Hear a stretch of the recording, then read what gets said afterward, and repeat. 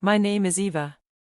Not long ago, I was a recent college graduate, brimming with hope and excitement for what the future held. I had dreams of carving my own path, of building a life that was full of possibility.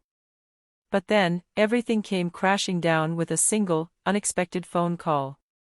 The voice on the other end informed me that my parents had died in a car accident. The news shattered me to my core. My world tilted, and for the first time, I felt utterly lost. My parents had been my anchors, my support system, my guides through life's twists and turns. Without them, I felt like a ship adrift in a stormy sea, unsure of where to turn next. My father had been a man of endless laughter and boundless wisdom. He could light up any room with his infectious joy and make even the heaviest of moments feel a little lighter.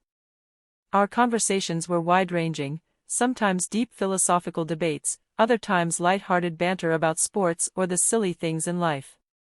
But they were always moments of connection that I cherished more than anything else. He wasn't just my father, he was my rock, my unwavering source of strength. And now, that rock was gone. My mother was the epitome of kindness and nurturing love. She was the one who stayed up with me late into the night helping me with my school projects, who watched horror movies with me, her hand in mine, offering reassurance when the tension grew too much. She was the calm in the chaos of life, the one who knew exactly how to comfort me when the world felt too overwhelming. Her loss was just as profound, leaving an emptiness in my heart that nothing could fill. In the wake of their passing, I felt as though I was stumbling through a fog, unsure of where I was or how to move forward. That was when Diego appeared in my life. He worked for a trading company and had been at the scene of the accident. The shock of what had happened led him to reach out to me, offering his support in any way he could. His words, though simple, anchored me during the darkest days of my grief. He helped me navigate the overwhelming aftermath, the legal details, the insurance claims, the mountains of paperwork. He was a steady presence, his kindness a balm for the deep wound I was carrying. As the days and weeks passed, our relationship began to evolve. Diego's support grew into something deeper, something more. He was there for me in ways I couldn't have imagined. One day, after a quiet, thoughtful pause, Diego asked me to marry him. His proposal was filled with sincerity and care, and in that moment, despite everything I had been through, I saw a future with him. A future that, while uncertain, could hold love and hope. So, I said yes.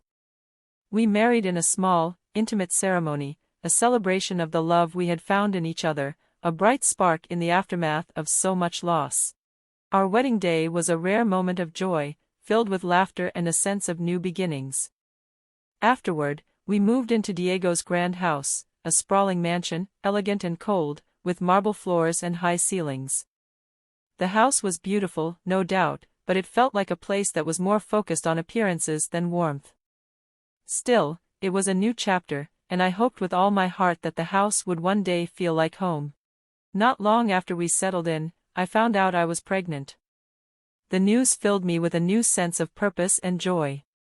I could already picture the future, a family of 3, a loving home filled with laughter. Diego was just as excited as I was, and together we dreamed of the life we would build. Yet, as we prepared for the arrival of our child, there was a nagging unease that lingered. The vast, echoing halls of our mansion, while beautiful, seemed to cast shadows I couldn't quite shake.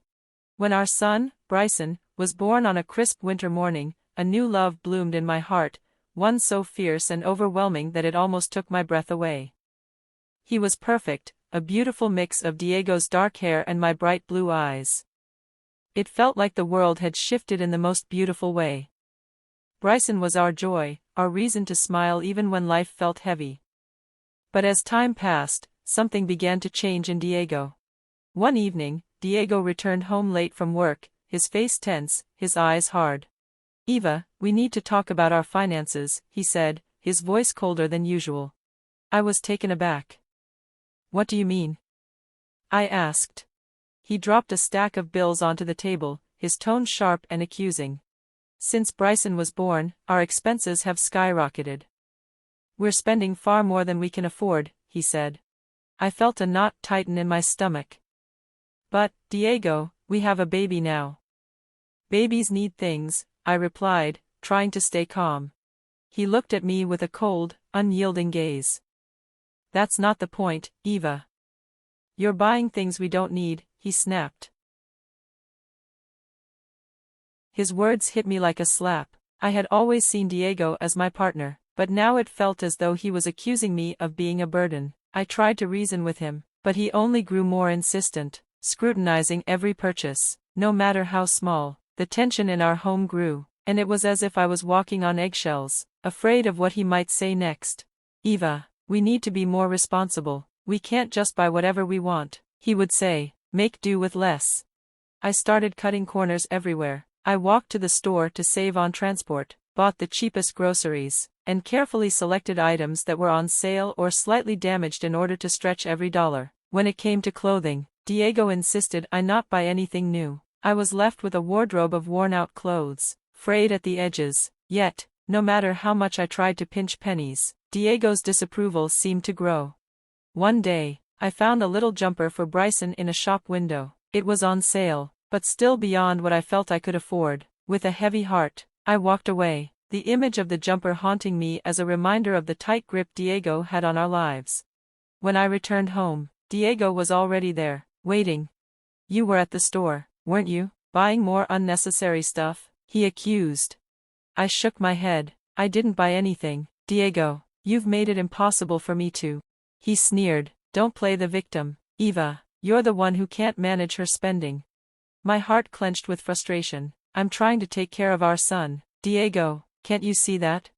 But his eyes hardened. I'm the one providing for this family, Eva. You're just wasting my money. I felt a surge of anger rise within me. Your money, we're a family, it's our money.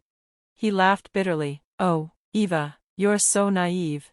I stood tall, my fists clenched. I'm not naive, I'm trying to do what's best for our son. But Diego's contempt only deepened. I'm trying to keep us from going bankrupt, something you wouldn't understand. With that, he stormed out, leaving me alone with the weight of his words crushing my chest.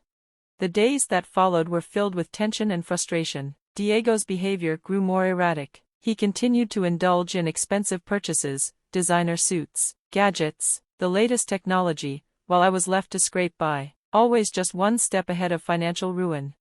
It all came to a head one night when Bryson fell ill. His tiny body burned with fever, his cries filled with pain. I searched the cupboards, but there was nothing to help him. In desperation, I used the last of our cash, money I had set aside for a special dinner for Diego, to buy medicine for Bryson. I knew Diego would be furious, but I didn't care. Bryson's well-being was all that mattered.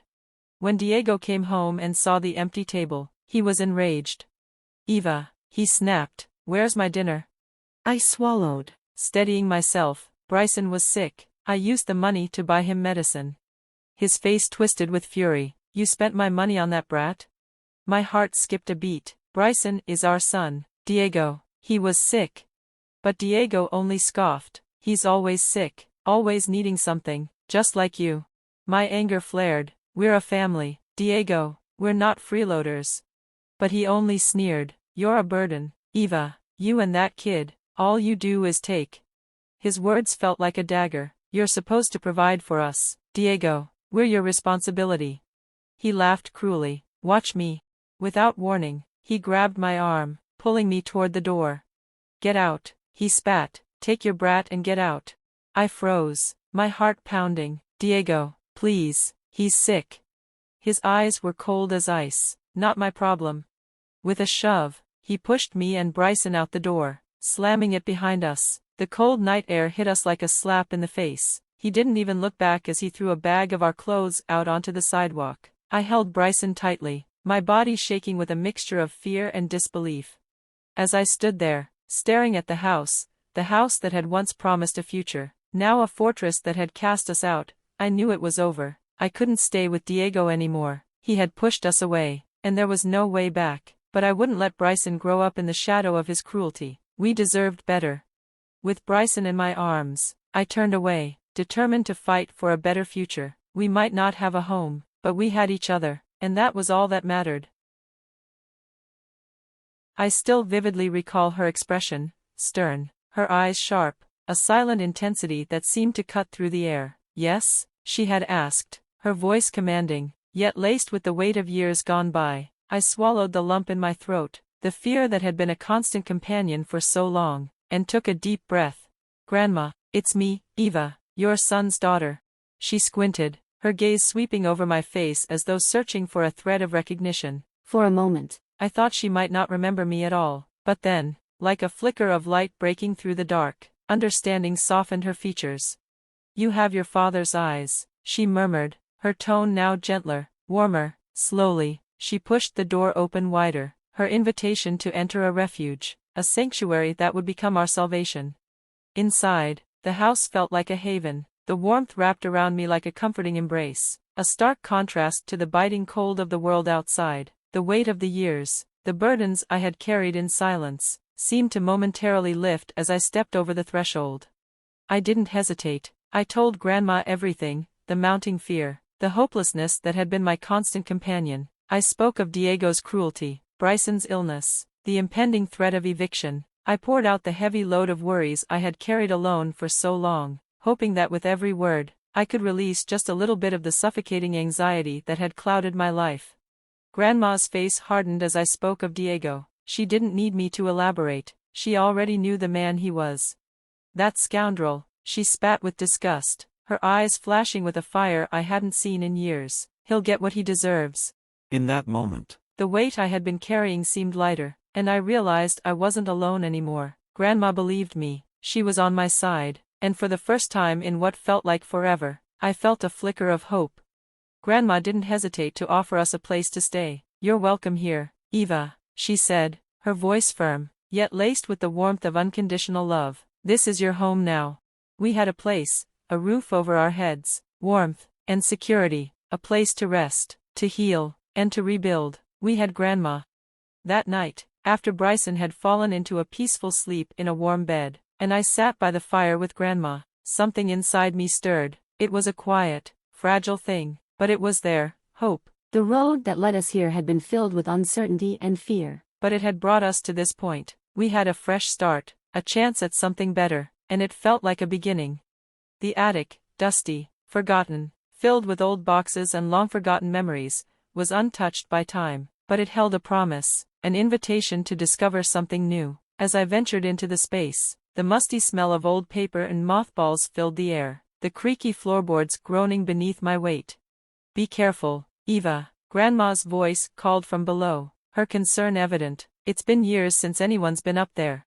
I nodded, but in my mind, I saw not just an attic filled with forgotten things, but a treasure trove of possibilities, old furniture, faded paintings, trinkets with stories waiting to be uncovered. As a trained restorer, I saw potential in every dust-covered piece. I was ready to breathe life into them, to find their purpose once more. With Grandma's blessing, I got to work, cleaning, restoring, and bringing forgotten treasures back into the world. Each piece revealed a story, a piece of history I could preserve and share. It became more than just a project, it became a healing process for me. Each repair, each restoration, felt like a step toward rebuilding my own life. As the weeks passed, the attic transformed. The discarded items became beautiful antiques, their hidden beauty now shining through. I took several pieces to Mr. Jesse's antique shop, hoping they might bring in some money for our new start. The shopkeeper was stunned by their quality. "These are fantastic, Eva," he exclaimed, his voice full of admiration. "Where did you find them?" "In my grandma's attic," I replied with a smile, my heart swelling with pride. Mr. Jesse chuckled and gave me a wink. "Well, she's lucky to have a granddaughter like you." His compliment made my cheeks flush with warmth. He bought the pieces from me for a sum far beyond what I had expected. It was more than just money, it was validation. It was proof that we were on the right path. When I returned home and showed Grandma the money, her eyes widened in shock and joy. "Oh my, Eva," she said, her voice trembling with emotion. "I can't believe it."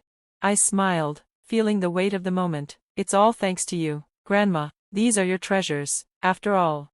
That night, we celebrated. It wasn't a grand victory, but it was a victory nonetheless. A victory over hardship, over fear. it was a small step toward a better life. But it felt monumental to us. The attic treasures had become symbols of hope. Even in the darkest times, we had found light. I kept restoring more pieces, and each sale brought us a little closer to financial stability. Meanwhile, Diego had yet to show any interest in checking on us, let alone his son. He had likely forgotten about the family he had left behind, wrapped up in his new life, but we weren't letting him off the hook, not anymore. Grandma had a friend, a lawyer named Graham, a no-nonsense kind of man with a fierce determination to fight for what's right. "We'll get that bastard," Graham said with certainty. his eyes hard with resolve. With Graham's help, we filed for child support. When Diego found out, he was livid. He called me, his voice dripping with venom. "You'll regret this, Eva," he hissed. "You have no idea what you're getting yourself into." But I wasn't scared anymore. "Bring it on, Diego," I said, my voice steady and filled with confidence. "We'll see who regrets it in the end." The day of the court hearing arrived. Diego entered the courtroom with his usual arrogance, flanked by his lawyer. He smirked at me, eyes cold and dismissive, but I stood my ground. I had faced so much in the last few months, and this was just another battle I was ready to fight. Graham presented our case with precision, detailing how Diego had abandoned his responsibilities and failed to provide any support for Bryson. The judge listened carefully, his expression neutral, but I could tell he was taking it all in. When it was Diego's turn, his lawyer spun a web of lies, trying to paint him as the victim in a bitter divorce. But we were ready. I had secretly recorded Diego during the night he evicted us, capturing his cruel words in real time. As the recording played, the courtroom fell silent. Diego's venomous tirade echoed through the room, exposing him for who he truly was. Diego's face turned pale as his smug demeanor crumbled. The judge's frown deepened. "This court will not tolerate such behavior," he declared, his voice stern. "Mr. Jackson, you are ordered to pay child support, and to compensate for the emotional distress you have caused your ex-wife and son." I didn't feel satisfaction in his defeat, but I did feel a sense of justice, a sense of closure, and, in that moment, I knew it was over. After the hearing, Diego tried to worm his way back into our lives, his tone sweet, pretending to care.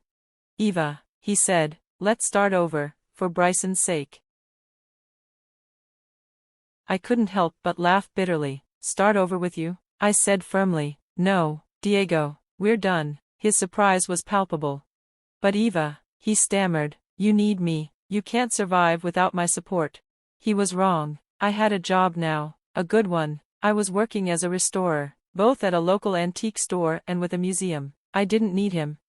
"I don't need you, Diego," I said, my voice steady. "Bryson and I are doing just fine." He laughed, but it was harsh and disbelieving. "You, working? I don't believe it." "Well, you better start believing it," I retorted, "because it's true, and guess what? I'm not just surviving, I'm thriving." There was a pause before he hung up. His final words, dripping with contempt, lingered in the air. "You'll regret this, Eva, you'll see." But his threats no longer carried weight. I had found my strength, and there was no going back. The following months were busy, filled with work, Life. and Bryson's laughter, but there was a quiet joy that I carried with me, something deep inside that I hadn't felt in years. I was free, free from Diego's control, free from fear, free from the uncertainty that had ruled my life. Grandma was there, watching me with pride, her eyes twinkling with approval. "You did good, kid," she said one day. A smile on her face. "You stood up for yourself, you took control of your life." Her words filled my heart with warmth. "Thanks, Grandma," I said, my voice thick with emotion. "I couldn't have done it without you." And it was true. Grandma had been my rock, my unwavering support. She had helped me rediscover my strength, my resilience. For that, I was forever grateful. The sweet taste of victory wasn't just about winning in court, it was about reclaiming my life, my dignity, and my future. It was about proving to myself that I was more than just Diego's ex-wife. I was a fighter, a survivor, a mother who would do anything to protect her child. As I watched Bryson play, his laughter filling the room, I knew that every struggle had been worth it. We had not only survived, we had thrived. This journey, this fight, was for both of us, and together, we had won.